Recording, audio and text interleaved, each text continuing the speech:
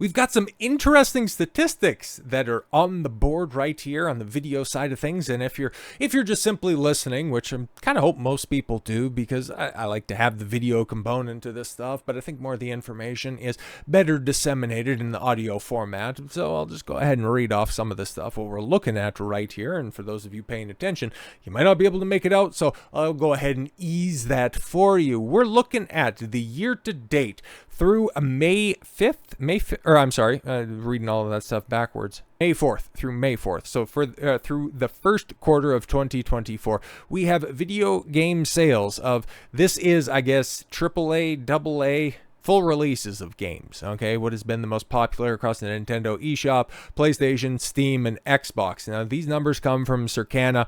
I can't verify them, but then again, Sony, Microsoft, and Nintendo, Steam, they don't really release their sales data, so it's as reliable as everything else. And for the first time, I'm seeing some numbers here, and it's interesting to take a look at what is in fact on here and what is shaking some stuff up within the industry. For as many layoffs that we've seen, layoffs? We're talking layoffs? We can't even make a coherent story in today's day and age. What is topping the list? And well, it's kind of an interesting pull, right? Like, as you can see, Helldivers 2, the best-selling game of the year so far. Not really that big of a surprise. Call of Duty Modern Warfare 3, again, there's a big reason that Microsoft is closing all of their studios and making them Call of Duty support teams because, well, it just prints money, okay? Here we are. 16 years removed of Call of Duty Modern Warfare, the original, back on the Xbox 360, and it's still right up at the top of the charts, and we don't even have the Black Ops 6. Jesus Christ, they're going the 6th, huh? I guess it's better than just running back a remake of a game that came out not but 10 years ago. Whatever. And then the third best-selling, Dragon's Dogma 2. Interesting on that one, right? Because the hype and the talk around that just kind of died off within a couple of weeks of release. But hey, man, whatever.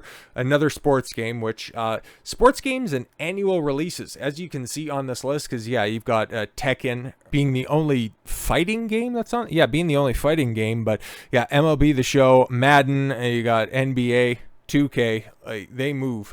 EA Sports, yeah, the FIFA equivalent because they lost license to it. But all of those in the top 12. There's a reason that you have, yearly iterations, but shout out the 5th best-selling game of the year. Okay, Final Fantasy VII Rebirth. It deserves to be higher. Give us a PC port by the end of the year, and I swear to God, it'll get into that 3rd place.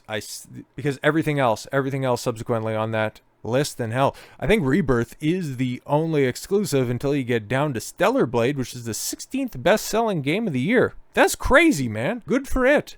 The fact that Minecraft is still on that list is like, wow.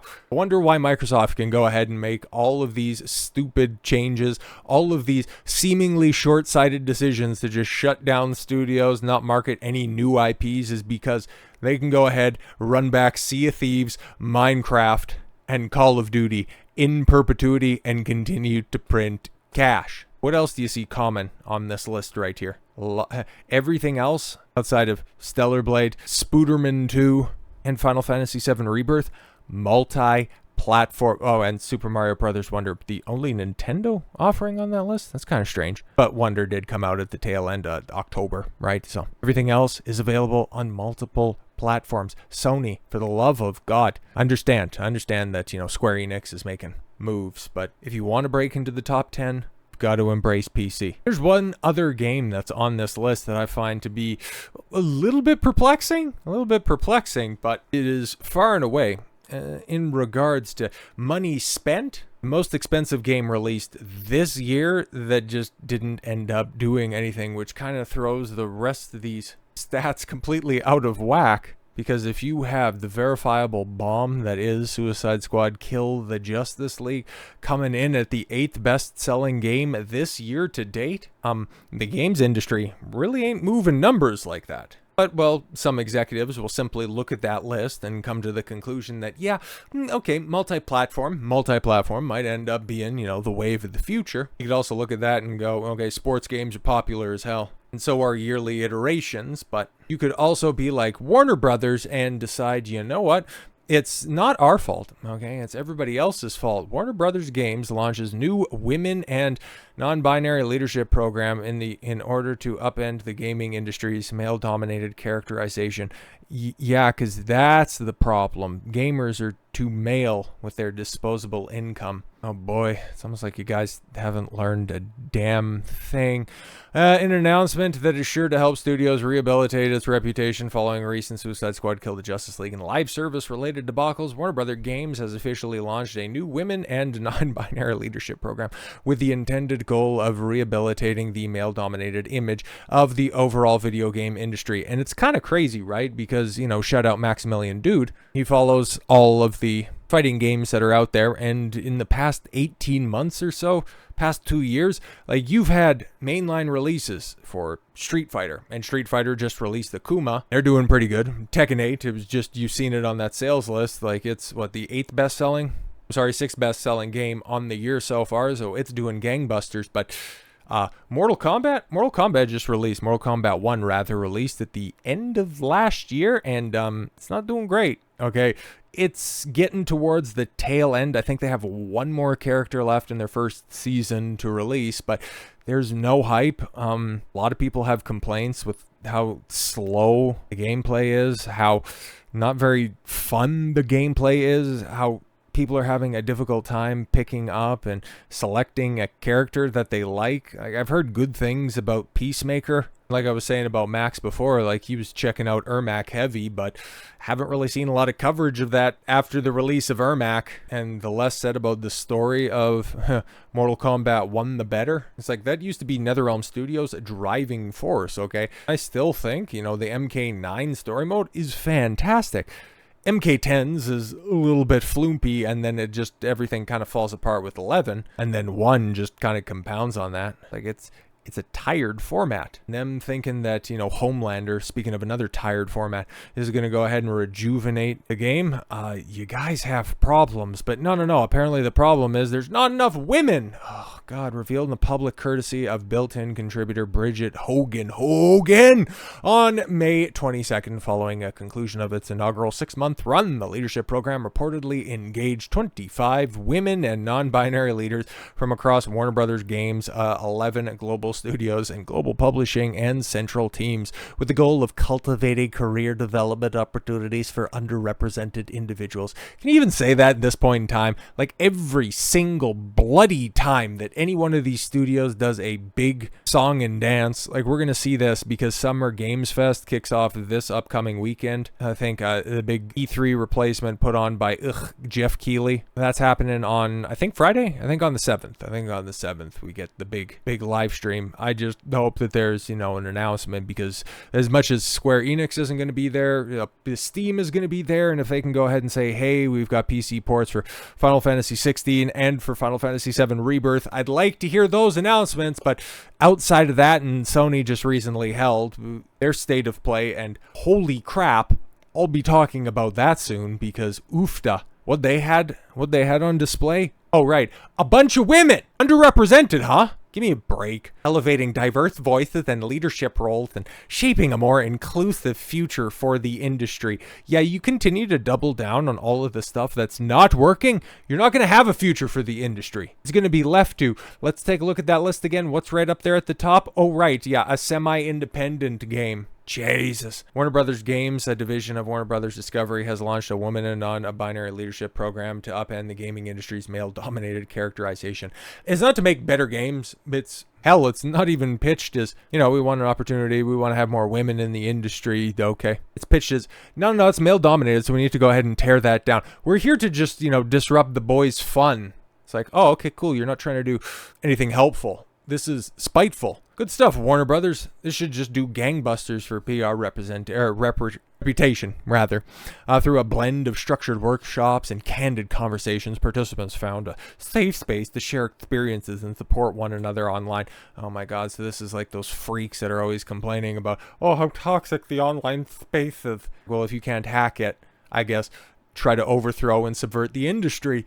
Beyond professional growth, the program sparked personal revelations, leading participants to prioritize self-care and embrace opportunities for continuous learning. Oh, shut up. And they all have that same goofy, stupid expression on their face, so just spare me. Let's read a little bit more of this drivel that's going to end up costing, but how many millions of dollars do you think? Not just this initiative, but rather this overall approach to the gaming industry. Okay, how much is this going to cost Warner Brothers and other companies that are going to similarly adopt these types of policies when you because this is an explicit announcement to your audience. Hey, if you're a man, you're not welcome here. Which, last time I checked, outside of mobile gaming, outside of cell phone games, outside of those free-to-play nonsense that just ends up muddying the statistics, when it comes to actual AAA game consumption, what's the percentages on it? Okay, what's the percentage of it being male? It's just like actual comic book readers,